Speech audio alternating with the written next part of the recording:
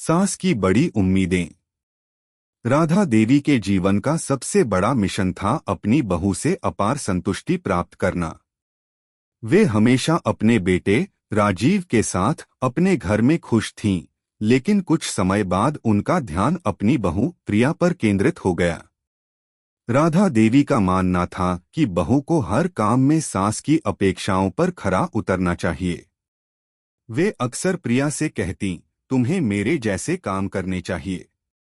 देखो, जब मैं तुम्हारी उम्र में थी तब मैं घर के सारे काम करती थी और हमेशा खुश रहती थी।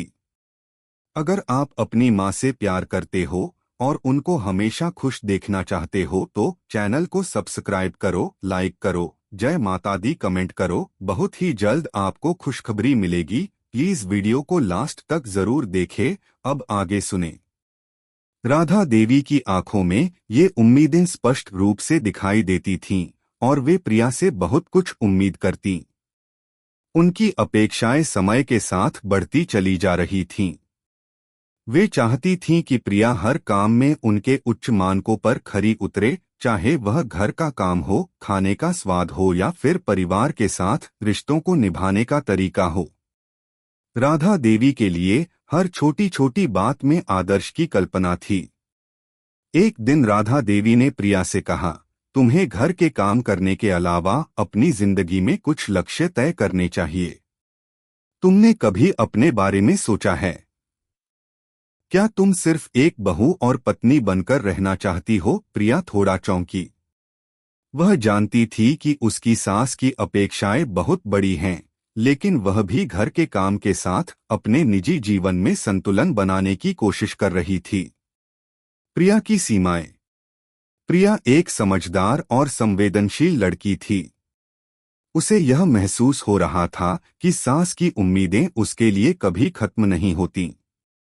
राधा देवी ने प्रिया से कई बार कहा था कि उसे घर के हर कोने को अच्छे से सजाना चाहिए, हर काम को जल्दी और सही तरीके से करना चाहिए और सबसे बढ़कर परिवार के सभी सदस्य को खुश रखना चाहिए।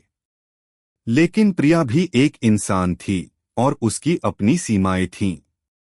उसे कभी कभी ऐसा लगता कि वह सास की उम्मीदों के बोझ तले दब रही है। वह समझती थी कि सास की अपेक्षाएं सिर्फ इसलिए हैं क्योंकि वे उसे अपनी बहू के रूप में अपने आदर्शों का प्रतिनिधि बनाना चाहती थीं। लेकिन प्रिया ने यह भी महसूस किया कि उसे अपनी व्यक्तिगत स्वतंत्रता और सम्मान की आवश्यकता थी। वह सोचती, क्या सास की उम्मीदों को हर बार पूरा करना मेरी जिम्मेदारी है? क्या मुझे खुद के लिए कुछ समय नहीं मिल सकता? यही वह समय था जब प्रिया ने अपनी सीमाएं तय करने का निर्णय लिया। उसने महसूस किया कि उसे अपनी स्वतंत्रता के साथ साथ सास की उम्मीदों का भी सम्मान करना चाहिए। समझौता और सामंजस्य। एक दिन प्रिया और राधा देवी के बीच एक लंबी बातचीत हुई। राधा देवी ने गुस्से में आकर कहा, तुम कभी मेरी बात नहीं सुनती हो। तुमसे जितनी उम्मीदें थीं, तुम उनमें से आधी भी पूरी नहीं कर पाईं। प्रिया ने शांति से उत्तर दिया, माँ, मैं समझती हूँ कि आप मुझसे बहुत कुछ उम्मीद करती हैं, लेकिन मैं भी एक इंसान हूँ। मेरे पास भी अपने लक्ष्य, अपनी सीमाएं और अपनी प्राथमिकताएं हैं। मैं हमेशा कोशिश करती हूँ कि घर के काम अच्छे से करूँ, लेकिन कभी कभी मुझे भी अपने लिए समय चाहिए होता है। राधा देवी थोड़ी चुप रहीं। उन्हें थोड़ी समझ में आया कि शायद प्रिया ने अपनी स्थिति को समझते हुए यह बात कही थी। लेकिन राधा देवी की अपेक्षाएं अभी भी मजबूत थीं।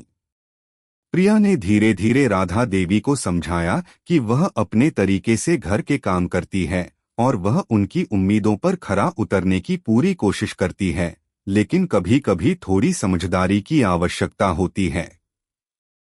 वह दिन था जब राधा देवी ने प्रिया की बातों को सुना और समझा। वह जानने लगीं कि उनके बेटे के घर में बहू भी एक व्यक्ति है जिसकी अपनी समस्याएं और सीमाएं हैं। उन्होंने यह तय किया कि वह प्रिया की उम्मीदों को थोड़ा घटा सकती हैं और उसे अपनी स्वतंत्रता और सीमाओं का सम्मान दे सकती हैं। एक नई शुरुआत। इसके बाद राधा देवी ने प्रिया को खुलकर अपनी भावनाओं को व्यक्त करने का अवसर दिया। उन्होंने कहा, मैं अब समझ सकती हूँ कि तुम बहुत कुछ संभाल रही हो। हम दोनों की जिंदगी में कुछ बदलाव की आवश्यकता थी और मुझे लगता है कि यह समय सही है। मैं भी तुमसे कुछ उम्मीदें रखती थी, लेकिन मुझे यह समझ में आया कि तुम्हारी सीमाएं हैं और हम दोनों को एक दूसरे की सीमाओं का सम्मान करना चाहिए। प्रिया को यह सुनकर राहत मिली। वह जानती थी कि सास की उम्मीदें कभी पूरी तरह से समाप्त नहीं हो सकती, लेकिन यह एक नया कदम था जहां दोनों एक दूसरे के दृष्टिकोण को समझने लगे थे। समय के साथ राधा देवी ने प्रिया की सीमाओं को स्वीकार करना शुरू किया और उनकी उम्मीदें थोड़ी नरम हुईं। प्रिया ने भी राधा देवी के आदर्शों का सम्मान करना जारी रखा, लेकिन अब वह खुद को एक स्वतंत्र व्यक्ति के रूप में महसूस करती थी। दोनों के बीच एक नया सामंजस्य स्थापित हुआ, जहां प्रिया अपनी बहू की भूमिका निभाते हुए भी अपनी पहचान और स्वतंत्रता बनाए रख सकी। निष्कर्ष: यह कहानी एक घर के अंदर की वास्तविकता को दर्शाती है, जहां सास की बड़ी उम्मीदें और बहू की सीमाएं एक संघर्ष का रूप ले सकती हैं।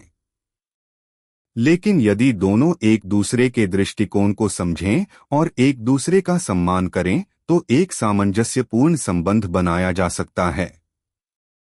रिश्तों में समझ, समर्थन और सीमाओं का सम्मान अत्यंत महत्वपूर्ण है। राधा देवी और प्रिया की कहानी इस बात का उदाहरण है कि उम्मीदों का आदान प्रदान और सीमाओं का सम्मान कैसे रिश्तों को मजबूत बना सकता है। कैसी लगी आपको कहानी? प्लीज कमेंट करो, लाइक करो, सब्सक्राइब करो। धन्यवाद।